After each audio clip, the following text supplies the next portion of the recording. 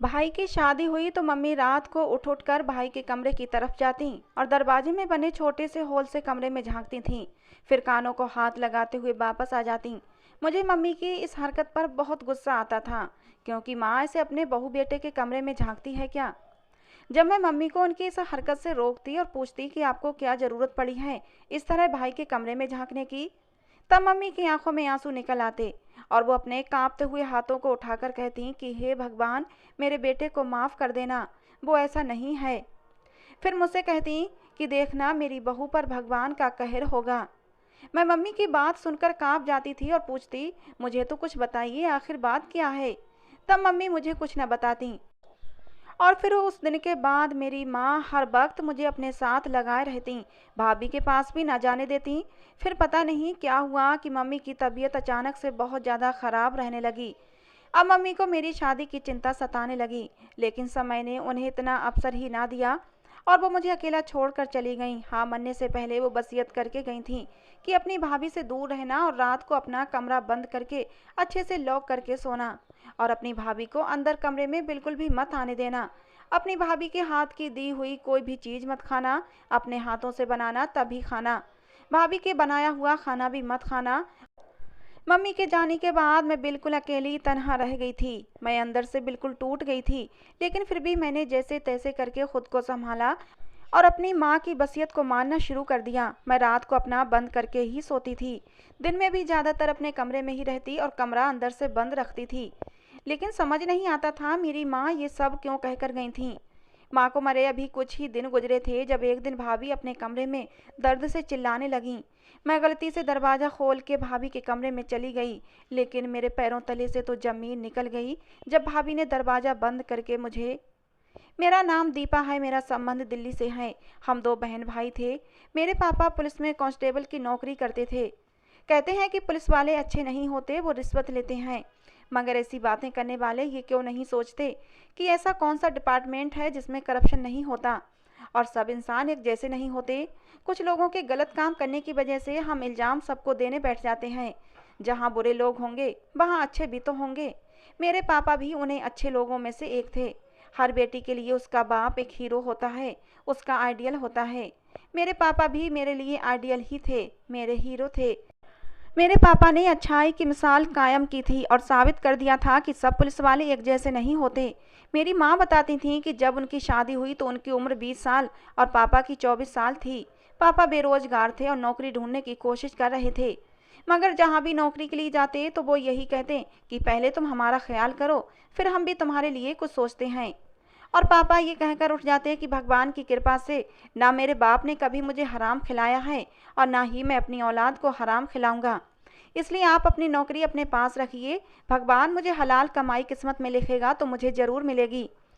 तब वो इंटरव्यू लेने वाला आदमी हंसने लगा और पापा से उसने कहा कि इस दौर में हलाल कमाई करना आसान काम नहीं है।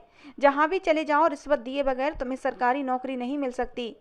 पापा ने कहा, मैं जो भी काम करूँगा वो बिना रिश्वत लिए और बिना रिश्वत दिए करूँगा, और अगर नौकरी ना मिली तो मेरी किस्मत, मगर मैं आप जैसे लोगों की जेब भरने के लिए 1 रुपया भी नहीं दूंगा।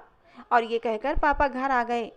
कुछ दिन ऐसे ही गुजर गए। फिर एक दिन मेरी माँ ने कहा, परेशान ना हो, भगवान अच्छा ही करेगा, जो नसीब में लिखा है वो मिलकर ही रहेगा। पापा ने कहा, जहाँ भी जाता हूँ सबसे पहले रिश्वत के नाम पर कुछ ना कुछ मांगा जाता है। इंसान की काबिलियत भी कोई नहीं देखता। मगर मैंने सोच लिया है, जो भी नौकरी मिली मैं अपने भगवान को गवाह बनाकर अपने फ़र्ज को पूरी ईमानदारी से निभाऊंगा। और जो लोग ये कहकर मुझे ऑफिस से निकाल देते हैं कि तुम्हारे जैसे आदमी कभी नौकरी कर ही नहीं सकते, उनको बता दूंगा कि भगवान की कृपा से अभी भी ऐसे लोग हैं जो रिश्वत लिए बिना नौकरी करते हैं। और पापा ने इसी तरह अपनी कोशिश जारी रखी थी। और एक दिन पापा घर लौट रहे थे जब रास्ते में दो लोग एक आदमी को घेर कर खड़े थे और रुपये पैसे वगैरह छीन रहे थे। सब लोग आसपास से गुजर रहे थे, मगर किसी ने भी उस आदमी की मदद नहीं की। तब पापा ने बड़ी होशियारी से उन दोनों चोरों के पीछे से उन पर किसी चीज़ से उनके सरों पर हमला कर दिया था। ये सब अचानक हुआ था कि वो लोग कुछ समझ ही नहीं पाए थे और सर पकड़कर रह गए थे। तब वो आदमी जिसको वो दोनों लूट रहे थे उसने अपनी गाड़ी से जल्दी से मोबाइल उठाया और पुलिस को कॉल कर दी। कुछ ही देर में पुलिस की गाड़ी वहां पहुंच गई थी और उन दोनों चोरों को हिरासत में ले लिया गया था। तब उस आदमी ने पापा का धन्यवाद किया कि कितने लोग यहाँ से गुजर रहे थे, मगर किसी ने खुद को खतरे में नहीं डाला, मगर तुमने मेरी मदद की। जब तक तुम्हारे जैसे लोग इस दुनिया में हैं, भगवान की कृपा से कोई किसी का कुछ नहीं बिगाड़ सकता। उस आदमी ने मेरे पापा से कहा कि आइए, मैं आपको आपके घर तक छोड़ दूंगा। पापा ने कहा, मैंने आपकी मदद की है, मुझे इसका फल नहीं चाहिए। उस आदमी ने कहा कि तुम सच में खुददार और बहुत ही अच्छे आदमी हो, मुझे तुमसे मिलकर बहुत खुशी हुई। और फिर पापा घर आ गए। कुछ दिनों बाद पापा को फिर इंटरव्यू के लिए बुलाया गया था और जब पापा का नंबर आया तो वही आदमी पुलिस यूनिफॉर्म पहने कुर्सी पर बैठा हुआ था। जब उसने पापा को देखा तो हैरान हो गया और कहने लगा, लो देखो, इसको कहते हैं किस्मत। मैं जानता हूँ तुम एक खुददार आदमी हो। अगर मैं तुम्हें ये नौकरी दूँ तो तुम समझोगे कि मैं तुम्हारा एहसान उतार रहा हूँ। तुम्हारे एहसान के बदले ये नौकरी दी है। पापा ने कहा कि पुण्य भूलने के लिए किया जाता है, क्योंकि जो पुण्य को याद रखते हैं उनके अंदर ये इच्छा पैदा होने लगती है कि वो दूसरों को अपना एहसानमंद होते देखना चाहते हैं। अगर मैं इस नौकरी के काबिल हूँ तो ठीक, वरना मुझे इजाज़त दीजिए। अब उस पुलिस वाले आदमी ने कहा, ठीक है, अगर तुम काबिल हुए तो तुम्हें डिपार्टमेंट वाले कॉल करके बता देंगे। उसके बाद पापा घर आ गए और 1 महीने बाद पापा को लेटर मिला और उनको पुलिस में नौकरी मिल गई। जिस दिन पापा ने ज्वाइनिंग देनी थी उस दिन वही पुलिस वाला, जो खुद बहुत अच्छी पोस्ट पर था, उसने पापा से कहा कि तुम इस नौकरी के लिए काबिल थे, इसीलिए आज यहाँ हो, इसको किसी का एहसान मत समझना। उस दिन मेरे पापा बहुत खुश हुए थे और समय यूं ही गुजरता रहा। भाई की पढ़ाई पूरी हुई तो उन्हें भी एक बैंक में जॉब मिल गई और हम सबकी ज़िंदगी बहुत ही अच्छी गुजर रही थी। पापा की सर्विस ख़त्म होने में 1 साल रह गया था। पापा ने मेरा रिश्ता भी तय कर दिया था और भाई का रिश्ता भी अपने एक दोस्त के घर तय कर दिया था। बस शादियां करना बाकी थीं। पापा के इतने समय की सर्विस में पापा ने घर जायदाद कुछ भी नहीं बनाया था। पापा के पास जो मोटरसाइकिल थी वो भी नौकरी से पहले की थी। पापा कहते थे कि जितनी मेरी तनख्वाह है उससे खाने को 2 समय की रोटी मिलती रहे वही बहुत है। एक दिन पापा ड्यूटी पर थे। उन्होंने हाईवे पर नाका लगाया हुआ था जब उनके सामने कुछ लोग ज़बरदस्ती कुछ औरतों और बच्चों को अगवा करके ले जा रहे थे और पुलिस के कुछ लोग भी उनके साथ मिले हुए थे। पापा ने जब चेकिंग के लिए उन्हें रोका तो पापा के साथ ड्यूटी पर मौजूद अफसर ने कहा कि आप इन्हें जाने दें, ये लोग मेरी जान पहचान वाले हैं। पापा ने कहा कि मुझे ये लोग कुछ गलत लग रहे हैं, इसलिए इनकी चेकिंग करना ज़रूरी है। पापा को अपने ऑफिसर की बात पर शक हो गया था, इसीलिए उन्होंने पहले ही अपने सीनियर ऑफिसर्स को खबर दे दी थी। उनमें से एक औरत ने पापा से इशारे में हाथ जोड़ते हुए मदद मांगी थी। पापा ने उन आदमियों से कहा कि आप सब लोग गाड़ी से बाहर निकलें, मुझे आपकी गाड़ी की तलाशी लेनी है। वो अगवा करने वाले लोग पापा से उलझने लगे और कहने लगे, प्लीज़ हमें जाने दें, हमें बहुत जल्दी है। पापा ने कहा, तुम लोग इन औरतों और बच्चों को जाने दो और ख़ुद को पुलिस के हवाले कर दो, तुम्हारा हक में यही अच्छा होगा। और तभी दूर से पुलिस की दूसरी गाड़ी आती हुई दिखाई दी तो वो लोग ज़बरदस्ती भागने लगे। जब पापा ने एक आदमी को पकड़ लिया, उस आदमी का साथी उसे वहीं छोड़कर भागने लगा। जब पापा ने भागने वाले आदमी पर फायर कर दिया, वो आदमी वहीं मौके पर मर गया और जिस आदमी को पापा ने पकड़ा हुआ था उस आदमी ने बड़ी फुर्ती से पापा की पिस्तल खींचकर पापा पर ही गोली चला दी। इससे पहले कि वो आदमी गाड़ी लेकर दूर भागता, दूसरी तरफ से पुलिस पहुंच चुकी थी। उन्होंने उस भागने वाले किडनैपर को पकड़ लिया। पापा को लेकर अस्पताल पहुंचे, लेकिन तब तक मेरे पापा इस दुनिया से जा चुके थे। लेकिन जाते जाते भी पापा बयान दे गए थे कि मेरे साथ ऑन ड्यूटी ऑफिसर किडनैपर के साथ मिला हुआ है। और फिर जो पुलिस ऑफिसर पापा के साथ ऑन ड्यूटी मौजूद था उसे भी हिरासत में लिया गया। जब मामले की तह तक पहुंचा गया तो पता चला कि यह आदमी पापा के साथ ऑन ड्यूटी था, वो तो खुद किडनैपर से मिला हुआ था। मगर अफसोस, पापा इस दुनिया में नहीं रहे थे। मेरे पापा शहीद हो चुके थे। पापा के जाने के बाद हम सब पर एक कयामत टूट पड़ी थी। मम्मी ने हम बहन भाई को बहुत ही मुश्किल से संभाला था। पापा के जाने का दुख मुझसे सहन नहीं हो रहा था। मैं बीमार रहने लगी थी। मम्मी और भाई मुझे बहुत समझाते कि ये दुनिया है, सब ने एक दिन यहाँ से चले जाना है, तुम खुद को संभालो।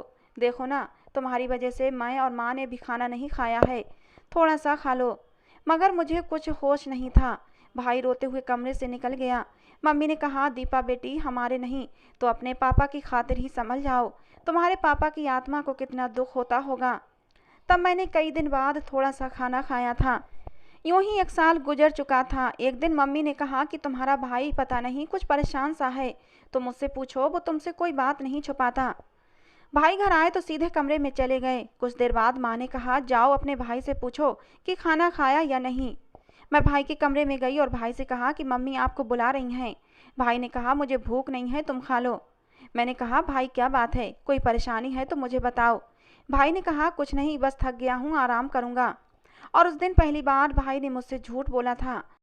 कुछ ना कुछ तो ज़रूर था जो भाई के चेहरे से ही साफ जाहिर हो रहा था, लेकिन भाई ने बताया नहीं। काफ़ी दिनों से माँ की तबीयत भी खराब रहने लगी थी। भाई बाहर जा रहे थे। मैंने कहा, भाई माँ कुछ ठीक नहीं है, आप माँ को डॉक्टर को दिखा दें। भाई ने कहा, मुझे पहले ही देर हो चुकी है, फिर किसी दिन डॉक्टर को दिखा दूंगा। तो माँ को तब तक कोई पेन किलर खिला दो, उसे खाने से माँ की तबीयत अच्छी हो जाएगी। भाई के जाने के बाद मैं हैरान हो गई, पता नहीं इनको क्या हो गया है। भाई पहले तो ऐसी बात नहीं करते थे, अब तो जब भी बात करो उखड़े उखड़े से शब्दों में जवाब देते हैं। एक दिन भाई ने कहीं पार्टी में जाना था। भाई ने मुझसे कहा कि दीपा, मेरे नए वाले कपड़े प्रेस कर देना, लेकिन मुझे याद नहीं रहा, मैं और कामों में बिजी रही। जब भाई घर आए और कहा कि दीपा, मेरे कपड़े मेरे कमरे में रख दो, तब भी मैं किचन में थी, मुझे आवाज़ सुनाई न दी। और भाई ने जब बाहर आकर देखा तो कपड़े नहीं रखे थे। मैं खाना बना रही थी जब भाई इतने गुस्से में आकर बोले, बहरी हो गई हो क्या, आवाज़ सुनाई नहीं देती? कब से आवाज़ें दे रहा हूँ, मेरे कपड़े कहाँ हैं? मैंने कहा, भाई वो तो मुझे याद नहीं रहा, मैं प्रेस करना भूल गई थी। भाई ने कहा, बाकी सब काम तुम्हें याद हैं कि क्या बनाया है, क्या खाया है? अगर याद नहीं तो बस यही कि जो मैंने तुमसे कहा था। मैंने कहा, भाई कसम से मुझे याद नहीं रहा, आप जानते हैं कि पहले कभी ऐसा नहीं हुआ। भाई गुस्से से बड़बड़ाते हुए घर से बाहर निकल गए। मैंने माँ से कहा, भाई को क्या हुआ है, वो क्यों इतने नाराज रहने लगे हैं? माँ ने कहा, कुछ नहीं, वैसे ही अपने काम की वजह से परेशान होगा, तुम टेंशन ना लो, घर आएगा तो मैं खुद बात करूँगी।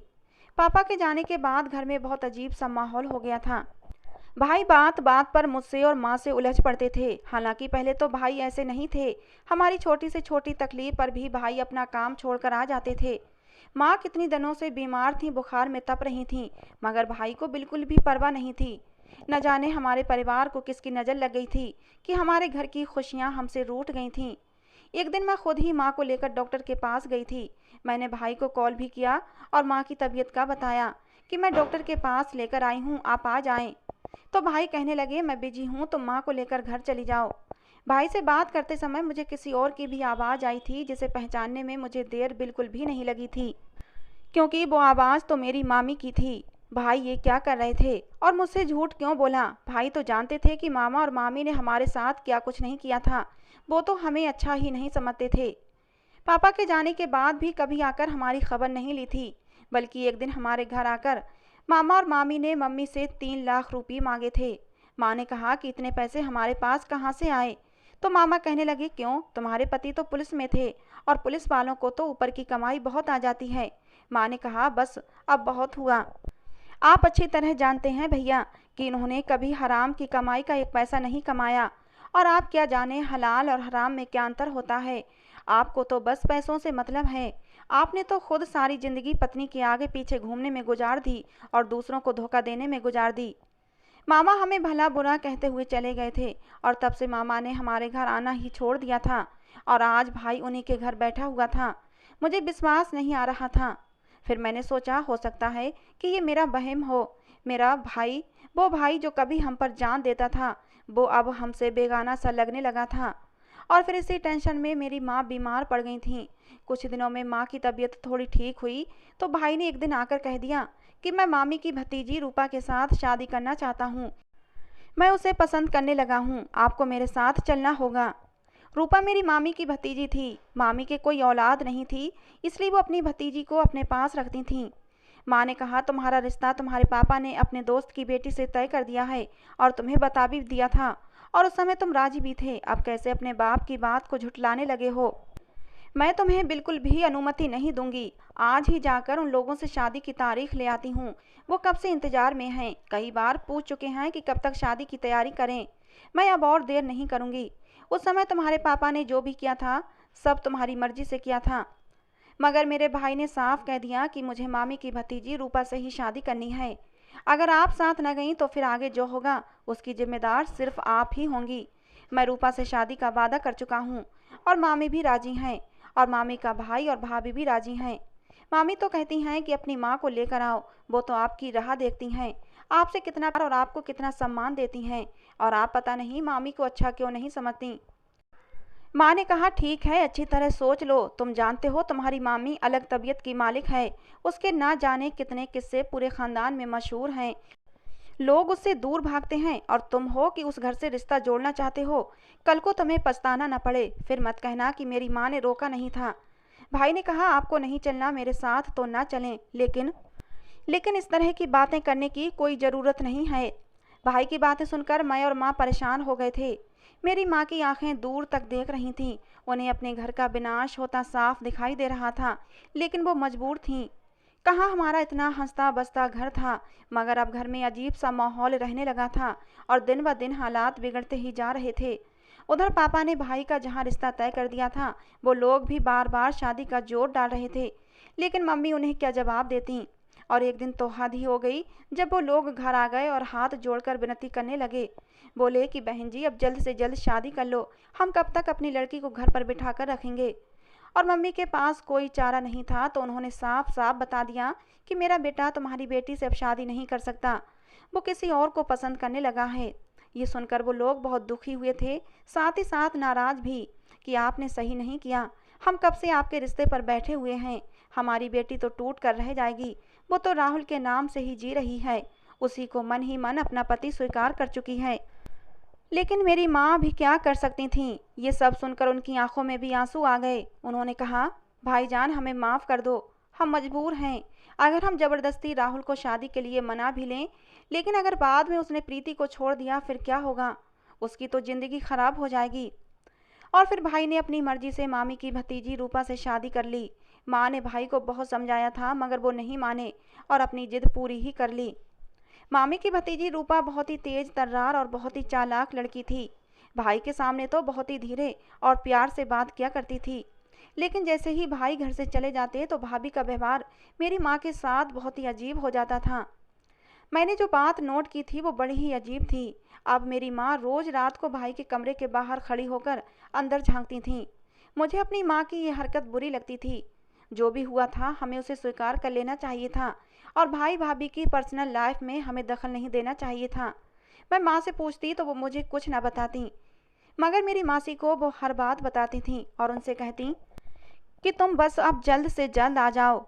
मासी मेरी सगी मासी नहीं थीं, वो मेरी माँ की सहेली थीं, लेकिन सगी बहन की तरह ही आपस में दोनों में प्यार था। और उनके बेटे से ही मेरी माँ ने मेरा रिश्ता तय कर दिया था। वो लोग लंदन में रहते थे।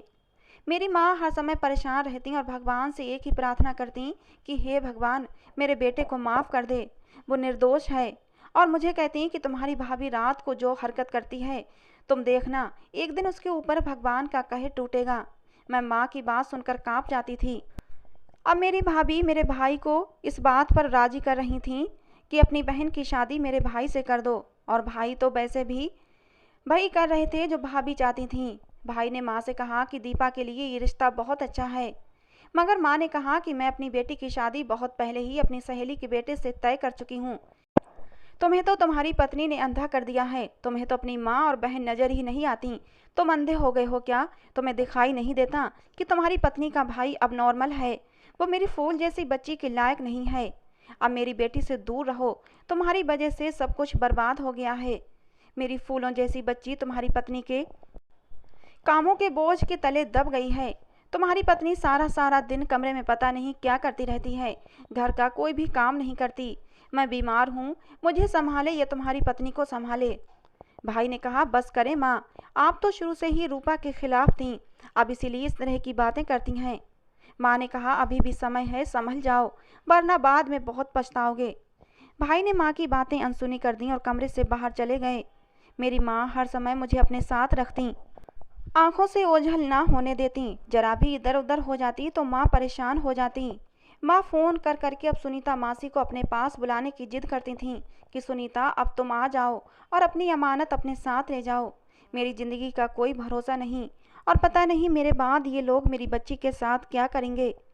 सुनीता मासी ने विश्वास दिलाया था कि मैं जल्द ही हिंदुस्तान आ रही हूँ और सब कुछ ठीक हो जाएगा, तुम बिल्कुल भी चिंता मत करो। माँ की ये बेचैनी देखकर मैं बहुत हैरान होती थी।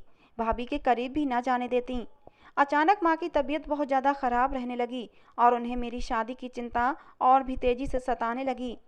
लेकिन समय ने उन्हें इतना अवसर ही ना दिया।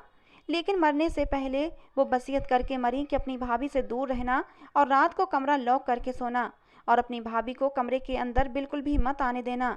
जब तक कि तुम्हारी सांस नहीं आ जाती तुम्हें बहुत सावधान रहना है। मैं ऐसा ही करती थी। अभी माँ को गुजरे 1 महीना भी नहीं हुआ था जब एक दिन अचानक भाभी दर्द से चिल्लाने लगी। मैं गलती से दरवाज़ा खोलकर भाभी के कमरे में चली गई, लेकिन मेरे पैरों तले से ज़मीन निकल गई, क्योंकि मेरे अंदर जाते ही भाभी ने दरवाज़ा बंद कर दिया और बड़ी अजीब आवाज़ में कुछ पढ़ मेरे ऊपर फूंकना शुरू कर दिया। मैं दरवाज़ा खोलकर बाहर की तरफ भागी थी कि अचानक ही मैं अपनी मासी से टकरा गई। मासी के साथ एक बूढ़ी औरत भी थी। उसने कहा, घबराओ नहीं, अब मैं आ गई हूँ। उस बूढ़ी औरत ने भी कुछ पढ़ना शुरू कर दिया। तभी भाभी अजीब सी आवाज़ों में कहने लगी, बूढ़ी औरत क्यों मेरे हाथों मरना चाहती है? चली जा यहाँ से। और दीपा, तेरी शादी तो मैं अपने भाई से ही करवा कर रहूँगी। हमारी किस्मत अच्छी कि उसी समय भाई भी घर आ गए थे। भाई अब सब जान चुके थे। वो बूढ़ी औरत, उसने एक गोला बनाया, मुझे, मासी और भाई को एक एक ताबीज पकड़ा दिया और कहा कि इसे छोड़ना मत, और ऊंची आवाज़ में कुछ पढ़ने लगी। भाभी अब अजीब सी आवाज़ में उस औरत से कहने लगी, मुझे छोड़ दो, मेरा कोई दोष नहीं है। मुझे मेरी बुआ ने जो कहा था मैंने वही किया है। मगर वो बूढ़ी औरत कुछ पढ़ कर मेरी भाभी पर फूंकती ही जा रही थी और कहने लगी कि दीपा की माँ को मारने वाली यही औरत है। उन्हें कोई बीमारी नहीं थी। इस लड़की ने ही ताबीज़ों के जरिए उनकी जान ली है। इसलिए नींबू को काट कर उसमें ताबीज़ रखकर सुइयां लगाई गई हैं। इस नींबू का रस लेकर अपने पति को पिलाती रही है। उसके दिल और दिमाग को इसने बांध दिया है ताकि अपने घर वालों से वो नफरत करे और इससे मोहब्बत करे। अचानक भाभी रोती हुई भाई के कदमों में बैठ गईं और हर बात बताने लगीं। असल में मेरी मामी पूरे ख़ानदान में जादूगरनी मशहूर थीं। उन्होंने जादू टोने के जरिए मेरे भाई को अपने बस में कर लिया था और फिर अपनी भतीजी से शादी करवा दी। अब मेरी भाभी रोज़ रात को कमरे में एक ताबीज़ जलाती थीं ताकि मेरा भाई उनकी मुट्ठी में रहे और उस घर पर सिर्फ मेरी भाभी की हुकूमत रहे। बस मासी ने आने में देर कर दी थी। काश वो मेरी माँ के मरने से पहले आ जाती। मगर आज वो घर आई तो सब सच्चाई खुल चुकी थी। भाई ने उसी समय अपनी पत्नी को तलाक देकर घर से निकाल दिया। आज भाई रो रहे थे। मासी मेरे पास बैठी थीं। मासी ने कहा, बस अब सब ठीक हो जाएगा, तुम परेशान ना हो। मैं मासी के गले लगकर रो रही थी। हमारे अपनों ने क्या क्या जुल्म किए थे, क्या मिला उनको मेरी माँ को मुझसे छीनकर, क्या बिगाड़ा था मेरी माँ ने और मैंने उन लोगों का। यूँ मेरे प्यारों को मुझसे न छीनते। फिर मैंने मासी से पूछा कि आपको ये सब कैसे पता चला। तब मेरी मासी ने बताया कि तुम्हारी माँ ये हकीकत पहले ही जान गई थी। उसने ही मुझे फ़ोन करके यहाँ बुलाया था, मगर टिकट समय पर न मिलने की वजह से मैं समय पर ना पहुँच सकी। भाई अभी तक रो रहा था, मगर अब समय गुजर चुका था। लेकिन इसमें भाई का भी दोष नहीं था। ये जादू इंसान को उसके बस में नहीं रहने देता। इंसान वही करता है जो जादू टोने वाले कहते हैं। भाई ने मुझसे माफ़ी मांग ली थी। मैंने भी भाई को माफ़ कर दिया था क्योंकि भाई तो निर्दोष थे, उनका कोई दोष नहीं था। हमें तबाह करने वाले तो मेरे मामी और उनकी भतीजी थी। और फिर कुछ समय बाद रूपा का एक एक्सीडेंट हुआ और वो मौके पर ही मर गई। रूपा के गम में मामी पागल हो चुकी हैं और मामा के कारोबार भी डूब गया है। ऐसा लगता है कि जैसे कल की ही बात हो। जहाँ मेरे पापा ने भाई का रिश्ता तय किया था, वो लोग अब भी अपनी बेटी की शादी मेरे भाई के साथ करने के लिए तैयार थे, क्योंकि उनकी बेटी प्रीति मेरे भाई राहुल से प्यार करती थी और उसने कहीं दूसरी जगह शादी करने से साफ मना कर दिया था। प्रीति राहुल भाई के प्यार में दीवानी थी और वो अब भी राहुल भाई से शादी करने को तैयार थी। मेरी मासी ने भाई की शादी वहीं करवा दी। मेरी प्रीति भाभी बहुत ही अच्छी हैं। फिर कुछ दिन बाद मेरी मासी भी मुझे शादी करके अपने घर ले गईं। यहाँ भी सब लोग बहुत ही अच्छे थे। मेरा पति मेरा बहुत ध्यान रखता था। मामी अब पागल हो चुकी हैं और वो गलियों में इधर उधर भटकती रहती हैं और मामा चारपाई से लग गए हैं। अपने किए की सजा उन लोगों को मिल गई है। आखिर में बस इतना ही कहना है कि इंसान ऐसे गलत काम करते हुए ये क्यों भूल जाता है कि वो जो कुछ भी कर रहा है वो पलटकर उसी की तरफ आएगा। जो बोया जाता है वही काटा जाता है। कांटे बोकर तुम फल की उम्मीद कैसे कर सकते हो। तो दोस्तों, ये थी आज की हमारी कहानी। आपको कैसी लगी ज़रूर बताना। पसंद आई हो तो प्लीज़ लाइक करना। रोज़ एक नई कहानी सुनने के लिए हमारे चैनल को सब्सक्राइब करना। कहानी को अंत तक सुनने के लिए आप लोगों का बहुत बहुत धन्यवाद दोस्तों। मिलते हैं अगली किसी नई कहानी के साथ।